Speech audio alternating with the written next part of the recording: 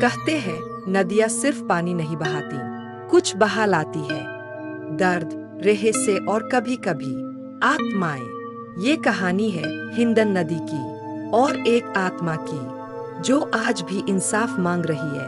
कहानी का शीर्षक है हिंडन का शाप। अर्जुन, दिल्ली से आए एक युवा पत्रकार, हिंडन नदी के रहस्यों पर डॉक्यूमेंट्री बनाने गाजियाबाद के एक पुराने गांव में आता है। गांव वालों से बात करता है, लेकिन सभी खामोश हैं। कोई भी रात को नदी के पास जाने की सलाह नहीं देता।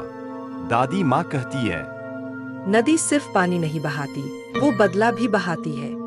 दादी माँ अर्जुन को 50 साल पुरानी एक कहानी सुनाती है।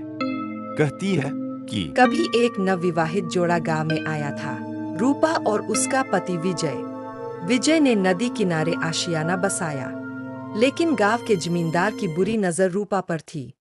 जब विजय काम पर गया था, जमींदार ने रूपा को जबरन खींचने की कोशिश की। रूपा नदी में कूद गई। रूपा की लाश कभी नहीं मिली। लेकिन उस दिन के बाद से गांव में अजीब घटनाएं होने लगी। मवेशी गायब, बच्चे बीमार और जो भी आदमी रात को नदी के पास गया वापस नहीं लौटा। अर्जुन दादी की बातों को लोक कथा मानकर हंसता है। उस रात वो अकेला कैमरा लेकर हिंडन नदी के किनारे पहुंचता है। नदी शांति से बह रही होती है, लेकिन अचानक ठंडी हवा चलती है। अर्जुन कैमरे में कुछ कैद करता है। एक सफेद साड़ी में भीगी महिला जो नदी में झांक रही है। जब अर्जुन पुकारता है, कौन है आप? तो आवाज आती है, मैं वो हूं जिसे कभी इंसाफ नहीं मिला। वो आत्मा अर्जुन के पास आकर कहती है कि हर साल एक इंसान चाहिए जो मेरी वेदना समझे, वरना ये गांव मिटा दूंगी।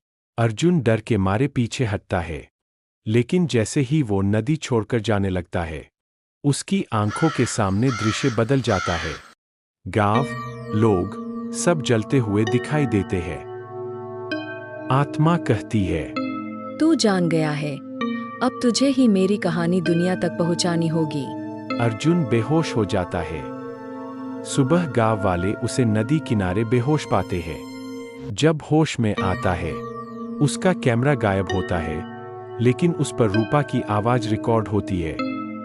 अर्जुन उस रिकॉर्डिंग के साथ दिल्ली वापस आता है और एक डॉक्यूमेंट्री बनाता है, हिंडन का शाप।